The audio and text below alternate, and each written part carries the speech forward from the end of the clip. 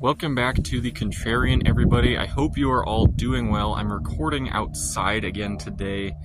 I hope the sound is decent, although it is a bit windy out here.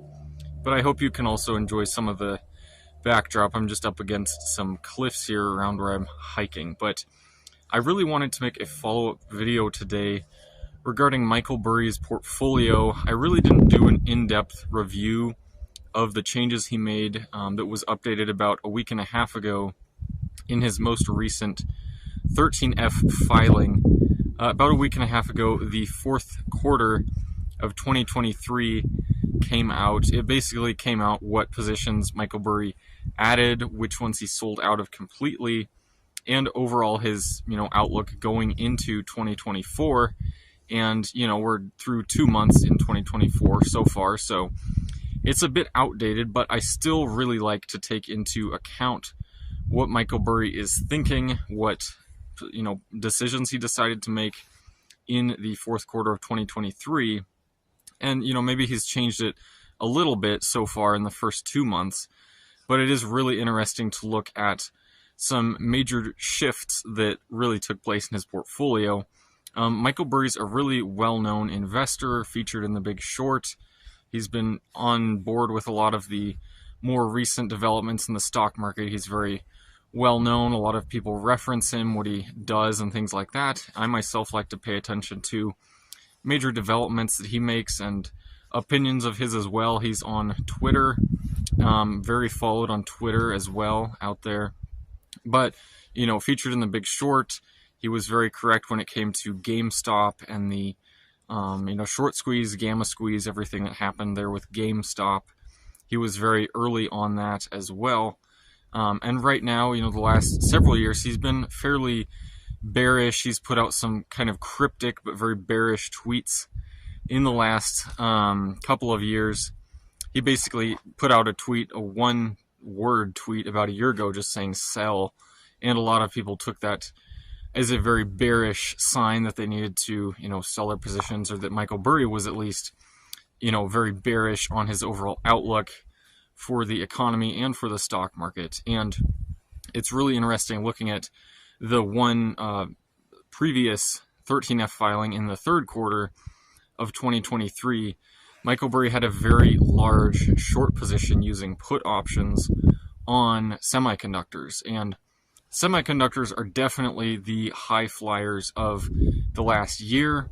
It's kind of like what Apple used to be, the stock Apple, or Tesla for that matter. Both of those stocks used to kind of be the indication of where the rest of the market was heading. They definitely led the stock market, for example, back in 2021.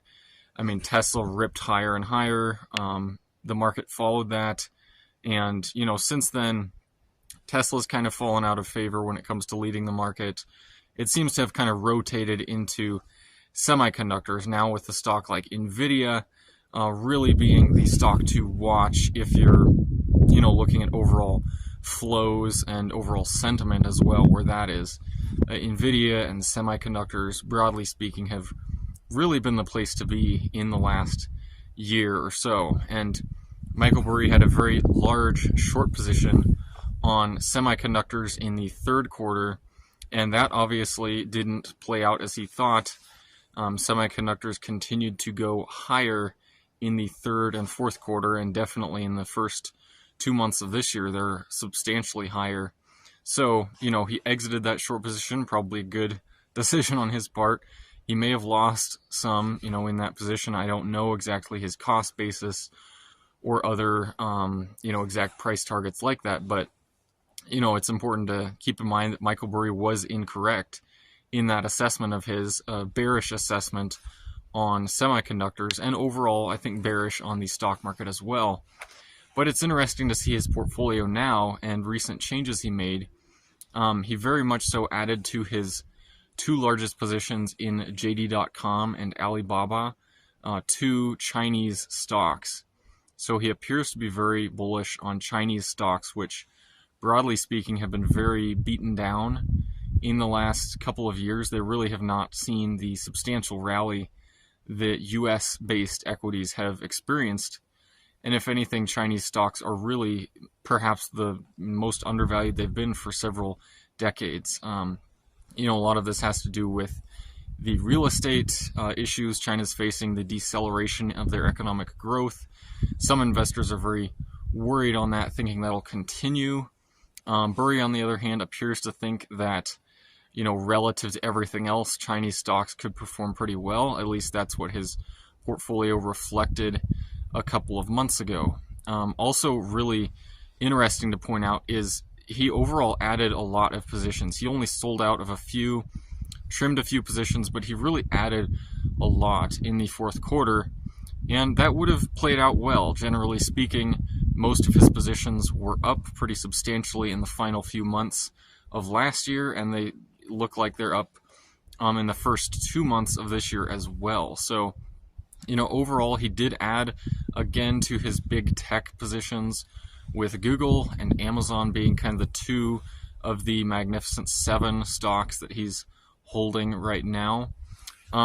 He added Citigroup as well, the Citibank. That did surprise me a little bit too. Apparently he is bullish on finance stocks, or at least Citibank. Maybe that's an undervalued one in that space. But he also added to Block and Toast, which are two finance-related stocks, but more in the payment processing, so kind of a Visa, MasterCard type of stock right there, kind of similar company perhaps, but more focused on small business transactions and payment processing for small businesses. So it's interesting to see that Burry added there. Perhaps he sees a uptick in overall economic activity when it comes to perhaps the more small cap, small business related area. So I don't know that he would, technically speaking, be in the bearish camp anymore. It'd be really interesting to see some of his tweets. He has not been very active on Twitter recently, but if he were, I'd be curious to hear what his overall assessment of the economy would be at this point, because it does appear that he has switched from being kind of a net bear overall to perhaps being a net bull, at least for the time being. Not saying that this would continue forever, but at least that's what his portfolio currently reflects, is a overall shift in sentiment, going from something that's more hesitant, kind of only investing in the most defensive plays out there, and actually having a pretty large short position on semiconductors. I mean, that was a big position he had that did not play out as he thought it would, and he did have to exit that most likely at a loss. It would have been difficult for him to have exited that, even just breaking even. So, Burry was incorrect when it came to semiconductors. It seems like he realized that. He didn't go long semiconductors, but he did go long much more than what he previously had in his portfolio. So that's kind of the big ticket items of Burry's portfolio. I don't want to say that he's banking on something like a extreme stock market melt-up kind of scenario like what David Hunter has pointed out, although it seems to kind of be bordering on that perhaps. But maybe it's more so just a generic shift back to, seeing the economy perhaps not as close to a recession as what Burry might have previously been thinking, seeing the reality that inflation might continue to trend down, therefore the Fed could begin, cutting rates, and the market would in fact probably continue to rally on that. So perhaps a lot of what Burry, what convinced him to go long was in fact just overall Fed expectations, and the markets definitely run very hard with the meeting that the Fed had back in November, where they hinted at 3 rate cuts this year. And since then, Powell's tried to kind of talk that down, but the market's still running with that and kind of assuming that the Fed will cut rates that many times. And, perhaps that is a decent amount of what played into Burry switching to being net bullish. But, overall, I'm not trying to provide financial advice in any way with this video. I did find it very interesting that Burry went long a stock like Big Lots that I also, found potential in, kind of saw interest in that starting about 6 months ago. Just a very beaten down retailer, kind of priced in for bankruptcy at this point. But looking at their balance sheet and everything, it appears that they're actually going to make a pretty strong comeback, in my opinion. So it is interesting to see Burry go long something like that as well. It does very much so resemble kind of his early position, his activist investor position in Big Lots, or not Big Lots, in GameStop. Sorry, confusing those two. But and that played out very well for Burry. He actually exited that position too early. Had he held on, he would have made a lot more in that position of his. But overall takes for Michael Burry's portfolio this year so far is, heading into 2024, he appeared to be very bullish, and he had to close out of a short position, and he's net bull on the small business, small cap perhaps, but overall it is interesting to see how he had to switch his overall assessment from being bearish to being bullish. And overall out there in the market, I'm kind of amazed right now with how many institutional investors are still just doubling down on being kind of perma-bears. If they've been bearish the last year and they've been proven incorrect, and their forecasts have not played out as they expected, they're actually kind of doubling down now. And while maybe they're a lot more intelligent than me, maybe that's the correct place to be right now, is being bearish and doubling down, because maybe this is kind of the market top here.